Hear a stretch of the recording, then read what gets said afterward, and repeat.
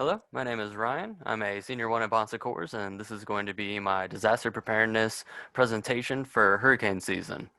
So the scenario that we are presented with is that we are during hurricane season, and we are preparing a school for conversion into a shelter. That school's name is Logan Elementary School. And so I'll be going through kind of the plan of action that we could implement to best convert this shelter into um, as optimal as a living space possible for the short term that people need shelter from the hurricane. All right, so when looking at the available space of the elementary school, when you break it all down, there are a total of 29 classrooms, with the average classroom size of a public school being 38 by 24 feet. So if we were to arrange all the sleeping quarters just to be designated for the classrooms, because that's a really easy way to separate males, females, and keep families together. Um, we would have about a classroom that is two-person tall as far as their sleeping bunks arrangement, and also six-person long per classroom. So if you do the math on that, we would be able to support just on classroom space a total of 522 available bunks, or if they had the bunk beds, the double stacking bunks, there would be up to 1,044 people that we could shelter in the school at that time.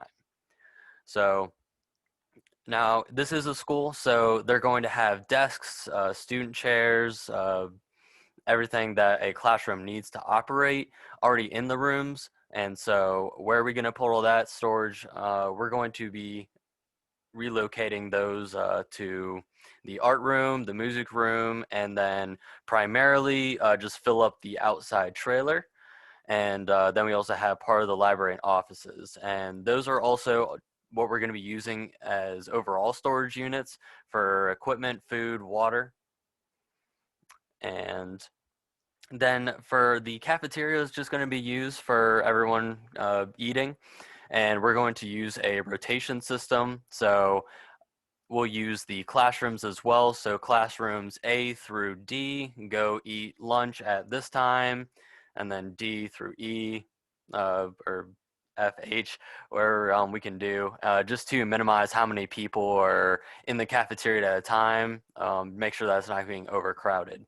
And so the gymnasium in this scenario will be used as overflow of sleeping quarters. So say that we were only able to fit the 522 people because we didn't have enough stacking beds or any at all. The gymnasium, half of it would be used for overflow people if, say, we needed to house 600 people. Those extra 78 people would be going to the gymnasium. And so attached to the gymnasium is an additional office. And so the school already does have a nurse's station, but we're also going to use the gymnasium's additional office as a secondary nurse's station. And so all the people that need medical attention, have medical conditions that require care, like supplemental oxygen, things of that nature, will all stay on the side of the gymnasium that the nurse's station is next to, so the nurse can adequately care for those patients. And then also the 5 individual administrative offices that are towards the front of the school, those will be all used for processing and triage of everyone coming into the building as we start the sheltering. So airflow. So this one I had to do a little bit of research on. So large buildings such as schools require complex heating, ventilation, and air conditioning systems, the HVACs. So uh, because of actually the pandemic, there has been a lot of improvements to our HVAC systems, especially in schools, to allow children to go back to school. So luckily there have been a lot of like HEPA graded filters put into place. And this is important because in HVAC systems, they have 2 options for establishing airflow. They can either pull it from outside or they can circulate the interior air. So when you recirculate the interior air, it's just harder to keep that air quality sufficient. or just up to standards. So that's where the HEPA filters come into place, because during this hurricane, we're going to have to be drawing in less air from the outside and recirculating more air on the inside just due to the inclement weather. So safety and security, it's right there. So for safety and security, all contraband will be collected at the very beginning. So in those 5 offices, the administrative offices towards the front of the building, that's where people are going to go to get their bags checked for whatever that they bring. And it would just be a almost amusement park style of bag checking. Like they're just going to sift through it. We're not going to be scanning things, like, because we don't have the equipment of the TSA, but we're just going to be doing an overall check. And also this is where we're going to do initial triage for anyone that needs help. And getting ahead of myself, sorry. So, and also figured that we could have appointed hall monitors by the volunteers that will keep watch over belongings, and also make sure that after hours when there's a curfew, to keep everyone awake at the same time and make sure that there's ample time for everyone to get the rest that they need. The volunteers will be there to also keep an eye out, almost like a neighborhood watch. Police and National Guards will also be on site if available. And also the use of plastic armbands and sign-in sheets are going to be used to help control visitor control. So for supplies, as always, guests are going to be permitted and encouraged to bring necessary supplies to aid in their time that they need to spend in the shelter. There will be, however, be a bag limit just due to available space. So we don't want the classrooms that everyone has their sleeping quarters in and to be too overfilled. So we will have to implement a bag capacity, likely 2 to 3 bags. So state and other organizations will be supplying water, food, and cots or bunks. So that's what we're going to use for the classrooms based on the head count. And also, as a very last resort, I know the Red Cross, it does supply many of these, but there's also state reserves. And also a lot of military use this as well for like National Guard. They're ready to eat meals. So in the case that the cafeteria can no longer function because the backup generators are gone out, the power is out, we've lost accessibility to water, those ready to eat meals will need to be there in case of that emergency. For sanitation, this is where I got a little creative. So there are 3 bathrooms in the school, and they're designated for male, female. So we would have one bathroom that would be for females, the other bathroom would be for males, and then for the all-important shower element, we'll have one bathroom that will be also using a rotation system based on classroom, which has already been divided into males, females, families. And that one will be converted into a shower. So there's actually many ways that you can create your own shower. All you really need is plumbing. They do these at army bases. They do these when you need to set up remotely. And it really just involves taking the inline of the plumbing, so where water is coming in, hooking that up. So you can actually just use a toilet water system for that, like not touching the actual toilet, just taking the plumbing from behind it, move the water in to a hose, to a shower head, and then there will be a curtain surrounding the person and it'll be covered by a tub. And then the water pressure going out will be just propelled by gravity, and it will go out the waste side of the plumbing. And then in an event that we lose the availability of like clean water, as happens with hurricanes, we should have an availability of CHG wipes to maintain body sanitation. And we'll also need to have stockpiles of water bottles so everyone can maintain hydration. Speaking of which. And so limiting the cafeteria to be the only place where food will be consumed basically is going to help out with keeping sanitation just around the entire building, and also helps us focus where we need to sanitize the most. Janitorial janitorial duty will be performed by volunteers and also just a collective effort by everyone. Luckily, in this situation with the school, it is much different to the stadium situation that we saw with Katrina, when it was just too many people in such a big area that they couldn't keep everything sanitized and cleanly and organized. But luckily, with the school, we have a much smaller capacity, so that is much more realistic to our scenario. So getting down to interprofessional teams, the nurses will be responsible for the initial triage of arriving guests. Nurses will also help identify the at-risk populations and individuals that may require special medical care while in the shelter.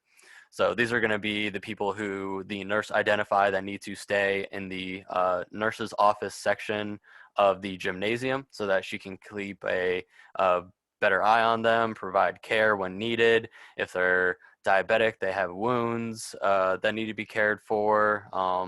If they're immunocompromised, if they have supplemental oxygen, COPD, and then, like I said, nurses will care for all the patients there. And for social workers, there we go. Social workers will be responsible for counseling people who are expressing worry about their property and living situation after their hurricane, and also can supply some support while in shelter. So social workers will also be a huge help when placing people into additional programs when they need short or long-term housing after the hurricane, which will be decided if they're in a area that got too damaged to return to home after the hurricane. And for the Red Cross, so the Red Cross really focuses on the communities, and they help out with meals for families affected by these natural disasters. They're a big fan of pretty grassroots, keeping it in the community, going to neighborhoods, talking with locals, supplying resources where they can and when they're needed. And they also provide overnight stays and emergency lodging, and they oversee individual care contacts for medical, emotional, and spiritual support. So for volunteer organizations and just volunteers in general, volunteers are going to help out with the distribution of supplies as needed. So getting the resources from the state and other volunteer organizations into the school is very manpower heavy labor. And so we're going to need as many volunteers as possible. And these volunteers will also assist with processing people who enter the school shelter. So doing those initial bag checks, those will all be volunteer based. And they will also be needed primarily, especially for preparing the school to become a shelter. So all those bunks and cots and moving all the chairs to the storage areas, those are all going to be equally as labor intensive, and so we're going to need a lot of volunteers in order to accomplish that. And then school shelter maintenance and meal preparation will also create an abundance of need for extra workers. So everyone manning the cafeteria will have to be volunteers or people who worked in the cafeteria. And same with maintaining the school with like janitorial duties and things of that nature. So essentially we'll be just creating like our own little mini community for the 3+ days or more that we end up spending in this shelter. So it's it's in our best interest to make sure that we have a clear organization and hierarchy of everything. So for our spiritual needs, so spirituality is especially important during times of hardships. A lot of people find it uh, comforting to just rest in their faith when they're under this distress. So in an event of tragedy, such as a family member passing due to disaster, spiritual leaders can help facilitate spiritual mourning and ceremonies for the families as well. For triage, so women and children will be placed at a higher priority when getting processed into the shelter. Males and females will be placed into separate sleeping quarters, as I mentioned. However, families will be kept together, and these are distributed among the classrooms. These groups will be in separate, yeah. Pets should also be kenneled, and this was something that I never considered, the family pet. You can't just leave your pets behind. I understand that sometimes it may be the necessity, but that is definitely something hard to deal with. So the best workaround I could find for this is that pets need to be kenneled and kept in a separate area, just for hygiene and allergy issues. The owners can still go see their pets. The pets will be fed, but they need to be remain in those designated areas, and those can be the off-branching miscellaneous rooms, such as the art room. And then for populations at risk, like I said, that's they'll be kept in the gymnasium, and those will also be placed with higher priority. For discharge considerations, people will need to wait for incoming media state communication regarding the extent of damage in surrounding areas before being able to return home. So we need to make sure that the hurricane is over with. We need to make sure that we know if people can return home. They're going to need transportation needs, whether their home is accessible by the transportation that we have available. And so after going through that, the people who can return home will be discharged first, and then the remaining people will have to figure out a solution for them. Um, and also people that don't have any family that are able to accommodate for their living situation. They will need to remain in the shelter until we do find these alternative housings. And the Red Cross also helps out with this, and they also assist with like the rebuilding of neighborhoods or houses that are not necessarily beyond repair, but just definitely need some help of clearing up like debris and everything to make habitable again. And then the financial assessment of damage will need to come with time after the hurricane has ended, because it is so multifaceted, because people start getting insurances involved. There's individual finances that go into this. The financial assessment is really got to come on an individual basis, but this is also where social workers will cover in this area slightly as well. So resiliency is going to be both determined by the availability of the state and volunteer organizations to mobilize resources and currency by the community to their ability to cooperate and work together to rebuild their livelihoods. So the Red Cross and other organizations that are pretty state diverse are, along with the state itself, is going to be heavily burdened with this on their shoulders. The just being able to mobilize volunteers, allocating resources where needed, um, all the housing that they'll have available for emergencies. Uh, they'll have to make sure that they have a clear intent of like who gets in and like the qualifications. So the resiliency is really going to be on their behalf. And food banks are also a great example of this. So the resiliency of a community kind of plays in here. So if a community is very strong knit and they're able to help support one another, they can create food banks. Churches also have a heavy hand in these as well, which are pretty community based as well. And like I said, volunteer organizations helping clean up the surrounding communities. And that is it. So that's basically just a rough rundown of my plan and of how to get people into the shelter, how we're going to designate areas of the school for the shelter, and a little bit of the variables and issues that could come up, such as hygiene, cleaning, sanitation, food, and storage. So, but that was it. Again, my name is Ryan, and I appreciate it.